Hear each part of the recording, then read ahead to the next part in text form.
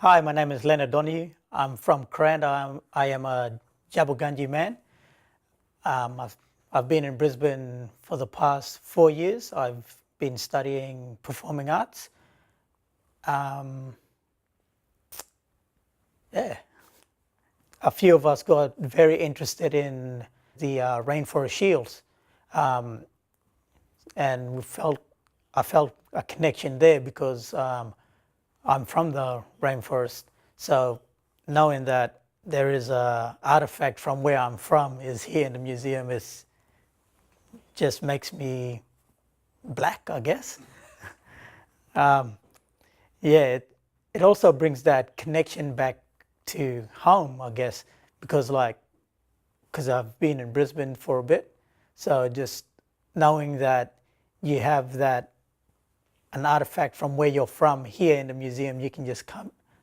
Or you can't just come in, but you have to probably set an appointment. But you just come in and have a look at it and just feel that spiritual connection, I guess. There was a whole range of shields to choose from with many designs on it. I don't know why I chose this one. I guess felt like there was a connection there.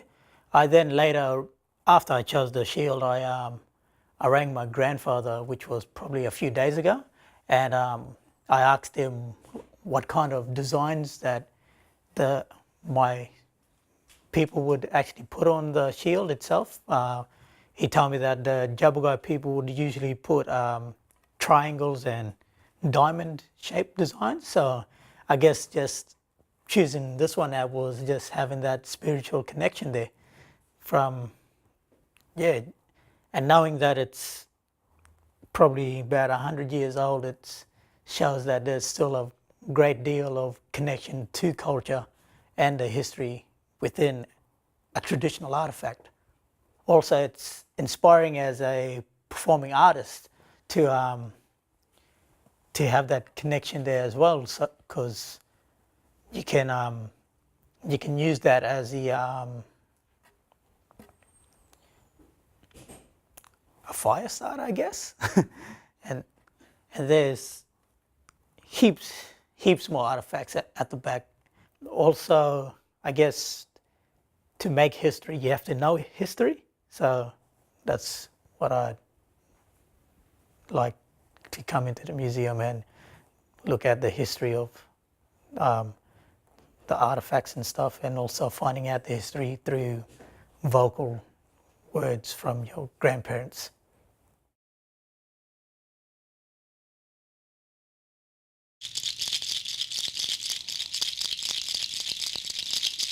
So when I was asked to come in and have a look around the collection, I'd never seen the back of where all these items are kept, and it is huge, and there is so much to go through and so many different boxes, and I had to make a decision about what it was that I was going to talk about.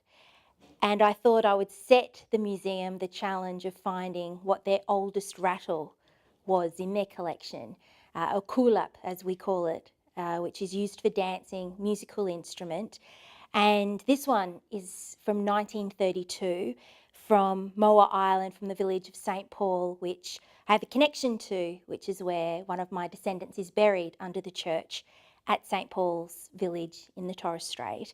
And what I've always loved about this is their sound. They have this amazing sound. I don't want to do it too much in case I break it because it is so old, but I just love that sound. And as a young child, I got to make one of these when I was about 8 or 9, and I love the process of doing something like this where you have to collect all of these little seeds individually. When you cut them in half, they have a seed on the inside that's white and brittle, and you have to knock it out.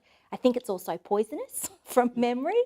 And then you have to drill a hole in the top there so that you can pull your string through the middle of it and tie a knot on the end. And then you bring it all up so that it ends up forming the handle. And I love that this handle is made of rope, because you see some very different handles a lot of the time too. Some have rag or cloth wrapped around them. Mine was made out of fishing line because that's all we had at the house was some fishing line. And then I just got a bit of electrical tape some navy blue electrical tape around mine, and it's not as big as this. This is actually one of the bigger rattles that I've seen, and I've always been amazed by those old people that have these really big rattles with lots and lots of these beads, these seeds actually. But you see these seeds everywhere washed up on the beaches. And I grew up in Cape York, on the western side of Cape York, and they come up on the tide there, and you find them everywhere. And you can do nasty things to other kids with these, but I don't recommend it. But this is a fabulous, absolutely amazing rattle that I believe was made by an old lady from St. Paul's. And the fact that it's from 1932, I don't think I'll ever get the same chance to be able to see something like this again, or something so old and be able to touch it as well, which is a little bit of a bonus.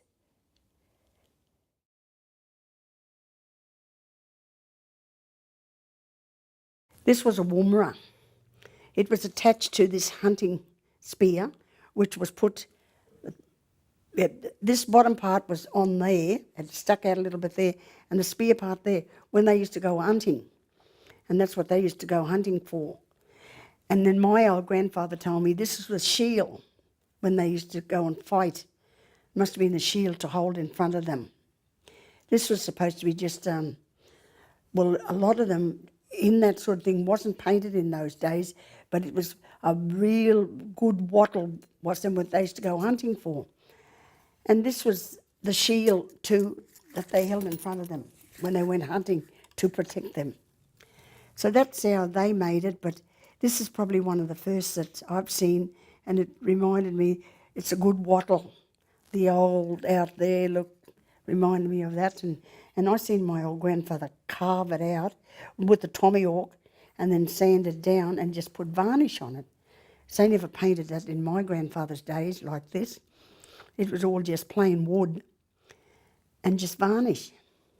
You know, it brings back a lot of memories. This is great that this is what I was taught when I worked in the curio shop. And it was lovely then in those days to work there with two older people that taught me how to explain to the non-Indigenous people when they came out to buy, mainly tourists. This is the sort of thing our people use for hunting. After I learned to top up scratches and everything on the boomerangs, pardon me, to Mr. Sirico, I decided I'd have a go. So I took a couple of boomerangs home and I went all right. And then the manager of the shop, he said, would you like to have a go? So I went home and he gave me, a fair few, and I took them home. And they went by the sizes. I think the lowest one was 7 cents. That's the little tiny ones. And they went up by sizes. And I used to take them in. I used to catch a train and take them in and bring them to get a taxi from George Street, from the railway station down to George Street and to William Street. And then I started painting. So I did painting for quite a while because I was home with my children. I didn't have to go and I was there for school. Like I worked it out sometimes. The husband used to say, don't get a taxi down there, get a bus down there. He said, by the time you paint all that, you're not making much on boomerangs. So I didn't really make much, and it was really angry to see the price what they sold for them. And as I said, they sold a fortune. I don't know why they ever went broke or closed down, whatever, I don't know. But as I said, I enjoyed working there, meeting nice people. Customers were nice, especially overseas. The main thing I think I got and learnt a lot out of overseas customers coming in, that they wanted to know a lot about it. Every mark was on a boomerang they wanted to know and what was it made of.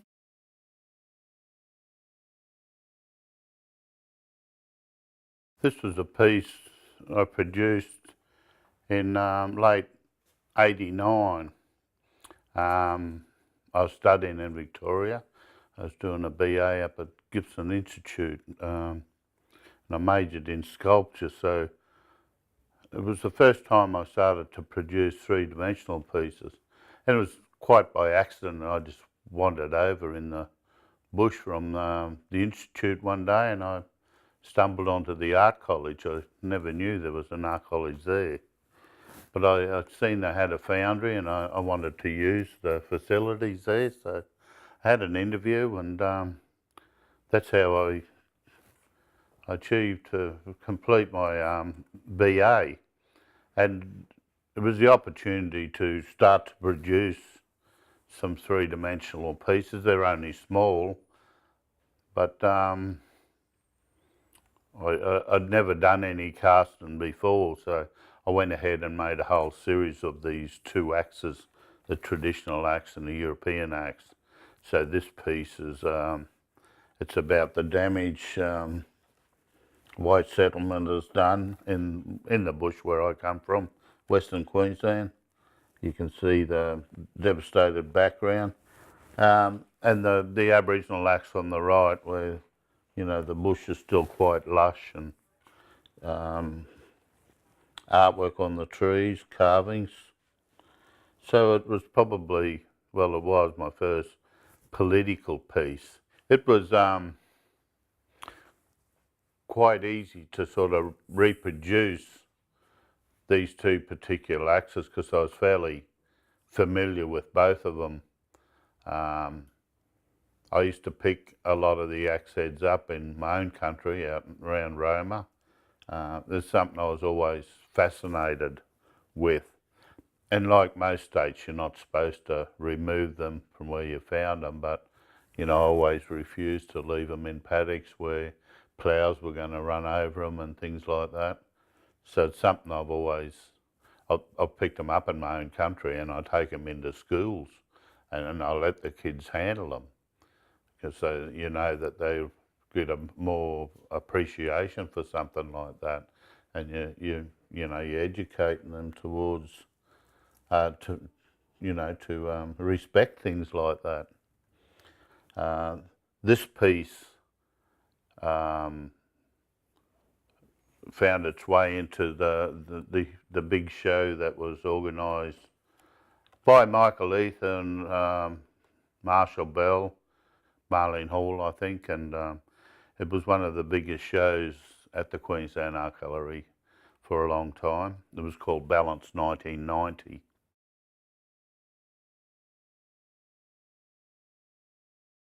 My name's Ryan Presley, and I'm originally born in Alice Springs, but I've lived in Brisbane now for over a decade. I'm based in South Brisbane. I work at Queensland College of Art doing a PhD, so the other end of the inner city cultural precinct. So coming down here as part of this project to access the museums and see what they have in their collection that I found engaging. I was able to find this photograph taken by a man, last name Raiko, who cycled from the bottom of Australia practically to the top and documented along the way. So I particularly like this photograph and its composition. Has a saltwater crocodile being hunted and the end result of that. And the crocodile is one of my family's important totems. So I like crocodiles in general. Then seeing this photo I found very interesting. The way it's formed, the crocodile's open mouth, how it's streamlined through the middle of the picture, then it has this nice flow onto the two armed men, and their body language as well. There's such like a possessive body language to it, like that I found really powerful and masculine. How they're owning this situation, and I just think it's a beautiful photograph. And then with the bicycle included behind it as well.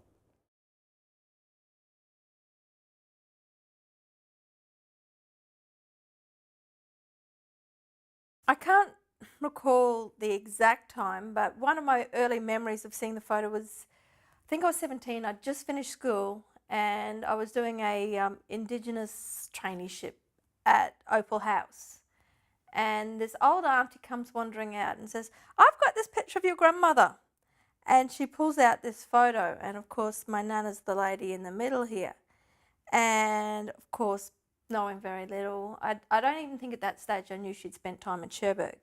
So it was all kind of quite exciting for me. I hadn't seen photos of my nana when she was young. The only ones we had was of her as an old lady.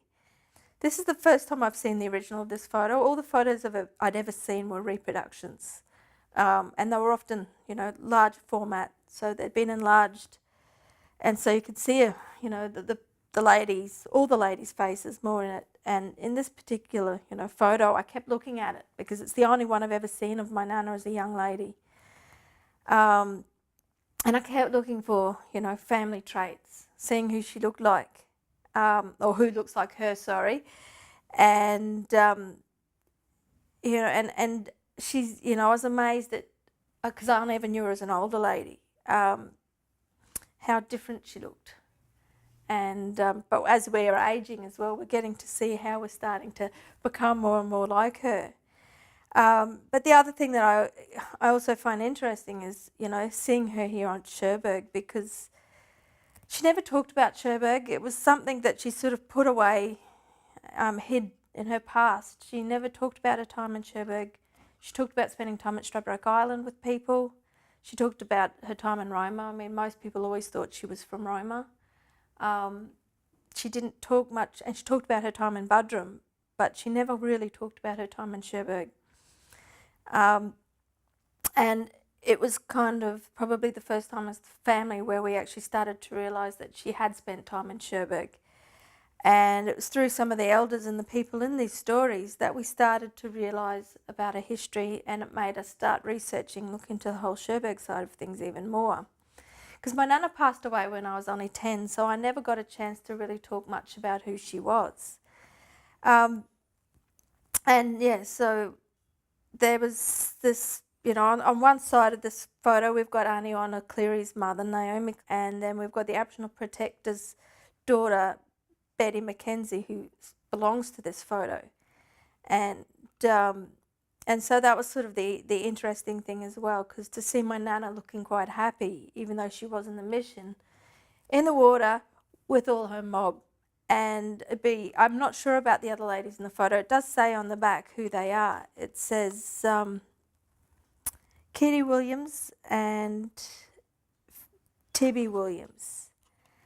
And I'm not sure who their ancestors and descendants are, and the good chance that, I'll probably know some of their people as well, because we often find that we've, remain connected. I mean, I know I'm still connected with the Cleary family to date.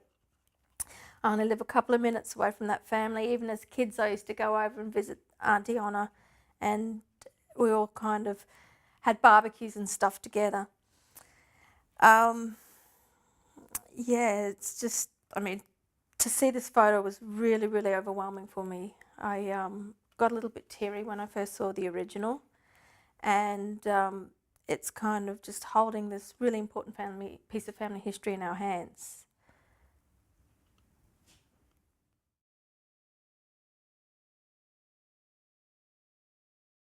My name is Chantel Henley, and I'm a Nunukul Ngugi Malanjali woman. My grandmother is Doreen Page from Stradbroke Island, and my grandfather is Roy Page from Beaudesert. I'm here today to talk about the subject, this beautiful woven bag from Stradbroke Island. It's, as you can see, it's a very stylized bag. And from my experience, I would say that it's got several techniques in it, weaving techniques. For me today, this is actually very an emotional day, I guess you could say, for me, because I've, had the privilege of working in several institutions, museums or galleries, working on Aboriginal and Torres Strait Islander collections. But this is actually the first time I've been able to hold an item or object that's from my grandmother's country. One of the things that I'm really interested in at the moment as a weaver myself is to explore and research techniques that are specifically from, my grandmother's country, from Stradbroke Island. in saying that, you know, that's another reason why it's really, really important for me to be able to access, you know, items that are in the collection from those communities, from those areas, because I'm able to identify certain techniques. And a lot of techniques are very similar to, you know, all of our mob around the country, and I think there's a really strong connection with textile designers or weavers from different areas of Australia, and also, you know, in the Pacific as well, where we're able to connect and come together to share knowledge about different techniques, resources, how to prepare your resources, where to find them, and also at coming together and passing those skills on. So this item was donated in 1935 from A.F. Watson, I believe. So even just, you know, being able to see the date that it was actually donated to Queensland Museum is quite a significant thing. It's you know, it wasn't that long ago, but in my eyes, it's old enough to have a lot of respect for, and to want to learn more and find out more about what's in the collection from both my grandmother and my grandfather's country. The first thing I noticed is, you know, in comparison to other baskets and, you know, woven items within that area, that year, I noticed straight away that it was a very stylized bag. So in terms of practicality, you know, it's got a lot of, it would be more of a wearable piece rather than, you know, a bag that you'd use to collect berries or nuts and seeds and stuff, because, you know, there's loops and holes in it that it would quite easily fall out of. So that was one thing I noticed straight away. And I think around that era too, you know, there would have been some type of Western influence. So perhaps, you know, someone encouraging that particular weaver to, you know, mould and shape their swamp reeds in a different style that they would normally use. It's still produced by a woman from Stradbroke Island with resources from Stradbroke Island, and in an era where, you know, our traditional resources and methodologies were still very much in practice and in place. So, you know, I think it's equally important to show that how varied our art forms are, that we're able to use traditional resources and methods and still create something that's relevant to today. It's really important to be able to access Aboriginal and Torres Strait Islander collections, in particularly for our mob, to, you know, your identity and your connection to culture can be very much wrapped up in something as simple as an object that is in a museum or institution collection.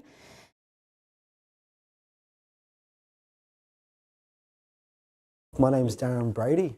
I grew up in Inala, born and bred, youngest of 10. Parents are Catherine Brady, last name, official name Fisher, sorry, and my father is John Brady.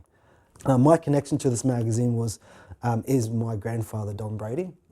Actually, I guess my great uncle, my dad's father's brother, who was a strong advocate for Indigenous rights back in the day, who led a lot of marches, who was also a pastor, and who's achieved great things. And he was vice president of this magazine, which again, another aspect I didn't know about. So when Alethea introduced me to this book, it was like, okay, this is, you know, another part of now my identity I'm engaging in, which I think is quite powerful. I'm learning something about family, which I don't know much about. He was a strong leader from what I've gathered. I never actually met the man, but he, through people like, you know, Aniona, who talks strongly about, you know, Nana Aileen, but through other people like Raymond Walker and Dennis Walker, who were young'uns back in the day, but got to see Granddad in the marches and all that stuff. You just, you feel strong about, okay, you know, you obviously have come from a strong strong bloodline, and let's keep it going. And that's why I'm passionate about everything I do, especially with the kids that I work with. And the big thing is your identity, most importantly. I'm just looking at a few people here. We got Uncle Steve Mam. He was very smaller now. He's a lot smaller than what he was back then. Sugar Ray. My other connection to this magazine is Auntie Kath Walker. I had the opportunity to do a play written by Uncle Sam Watson called Bloodline to Country, so Oodgeroo Bloodline to Country. I think it was in 2009. And it was my first ever play. And I remember I was working with Stronger Smarter at the time, had a meeting at UQ, and Uncle Sam was one of the directors there at the time at the Indigenous unit. And he pulled me up and says, "Nephew, come here, I want to talk to you." So I dawdled in there, sat down, he was like, "I want you to do a play for me." And it was just like, "Okay, Uncle, whatever you say, I'll do it, fair enough." So we had our first reading of the draft script, and it was, we had Roxanne McDonald in the room and Rhonda Purcell in the room, and they're people I have watched quite strongly before. I eventually got the role. I played Vivian. Vivian was a strong spiritual man, from what I gathered. Again, never met the guy before, but I heard a lot. I didn't read a lot, but I heard a lot of stories about him through people on the island, but also from people over this way. And he was a very strong spiritual man, talented at providing stories through movement and art. So I was then that storyteller in the play, guiding Oodgeroo through her life on her deathbed. So taking her back to her journeys and actually showing her what she achieved through life, and it's quite significant for a woman of her status back in those days.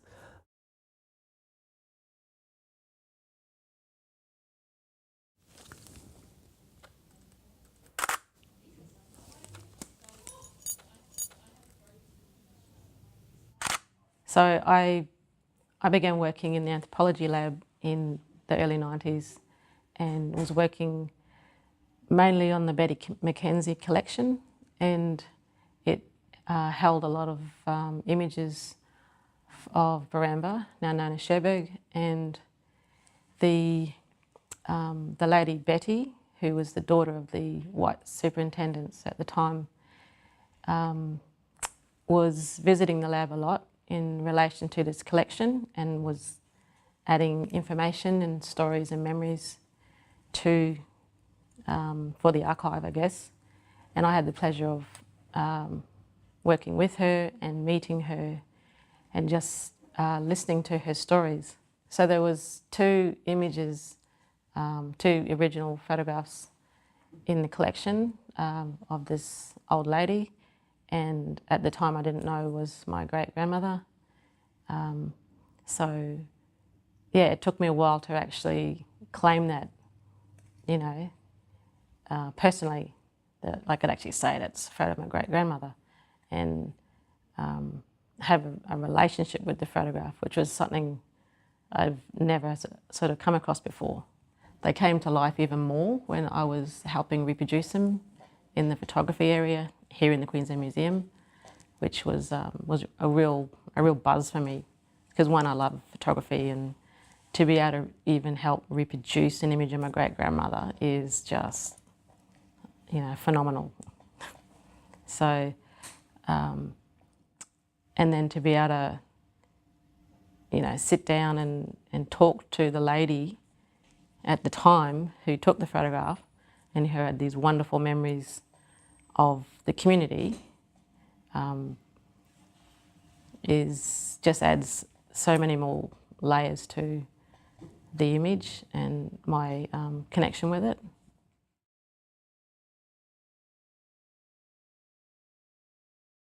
Like this here is a picture taken then, 1947. That's myself here. I've got a brother, Ozzy, that's here. A sister, Wilma, that's here. And another brother, Alfie, that's here. I had other brothers, but they was away at the time.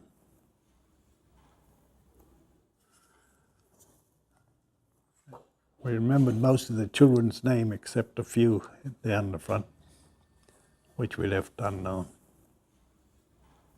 But I was in that boys' home ever since I was 1.5 till I was going on to 15. At 15, I went out to the townships. We did peanut picking, cotton picking, cane cutting, clearing land. And the way we got around them days was with an old horse named Jip and a sulky. But I used to go up Bundaberg cutting cane on to Townsville, where I worked on a locomotive, shunting. But I ended up going back home to Kingaroy to start back on me boomerangs, which is the only thing I knew at the time.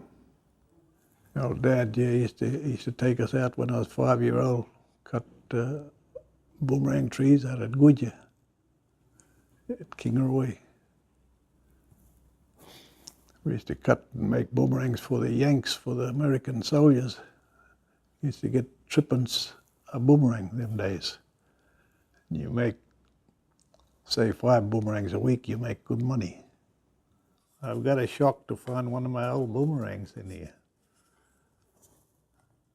And look like it's returned to me. Yeah, this is one of my oldest type boomerangs from back then, when I first started making boomerangs. It retains pretty good, and this is my latest types. And coming here today and seeing all these boomerangs and weapons from the olden days, this stuff should be put out for all Australians to see, and even tourists, because you wouldn't think they had so many different weapons them days to exist. That's a left-hand boomerang. For those who don't know, there's a left-hand and a right-hand boomerang.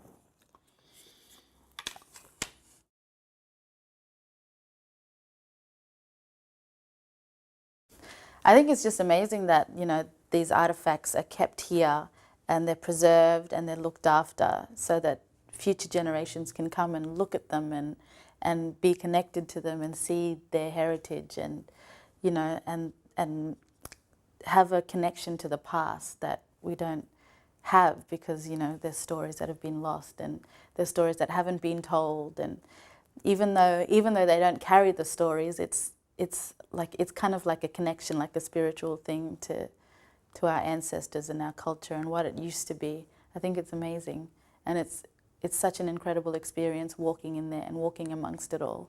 I was initially going to choose a Woomera, and then we started looking around further and we found the fire sticks, and I just went, that's my name comes from a tree that was really good for making fire. So I decided to look at them all.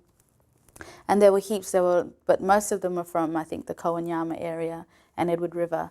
And we kept looking, and then we found the one that I found here from the Cooktown district. So I'm from Hopevale, and Hopevale is just, half an hour north of Cooktown. So it could well be from my people. And so, yeah, I think the story is, my grandfather's stepmom was asked about a last name for the Deemals, and she came up with Deemal because that's the name of the tree that the local, that the tribes surrounding my people would come to them to trade with them for the wood from that tree to make fire, because it was really great it was really good at making fire.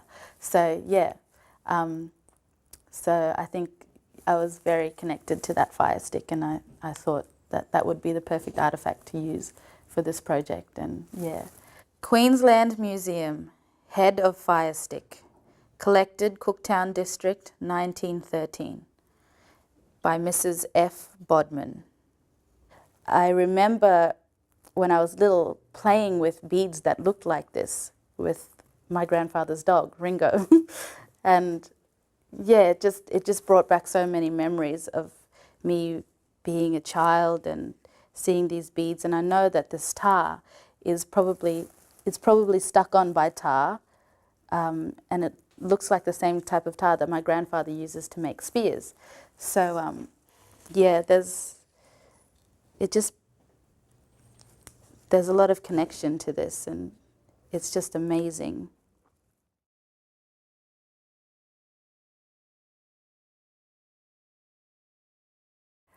The first thing that sort of brought me to the museum was it was a little flyer that was sent to Griffith Uni, where I was working, talking about the museum and how it was going to open its doors for the first time for an Indigenous production.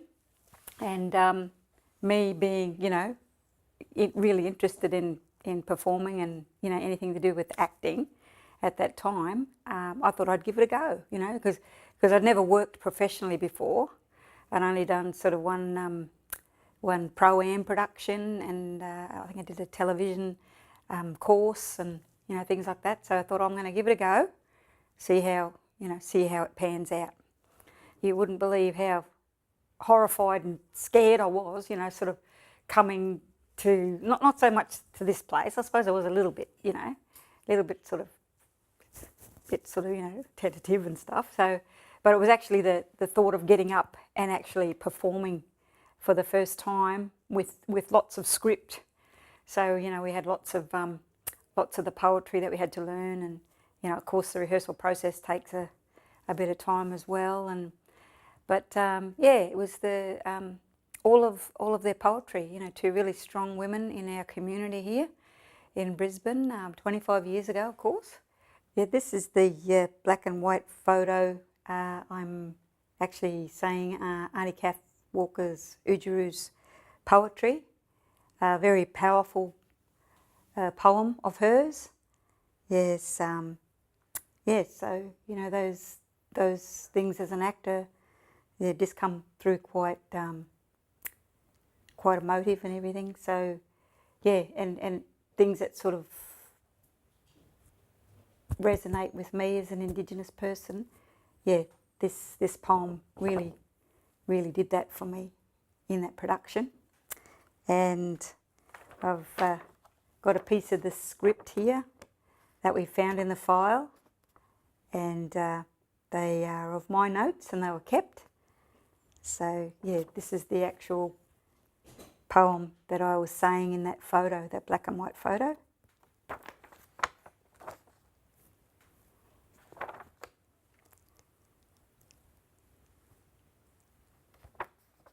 Say you not to me, I have no claim. Say you not our fathers fought in vain, and the blood that was shed by those who were slain. This is my heritage. Think you that I know not the girth of land of my mother's and father's birth, and in the kingdom of this our earth? This is my heritage. Every leaf, every mountain, every rock you see, as many decades as there are leaves on a tree. This land and my people are all part of me. This is my heritage.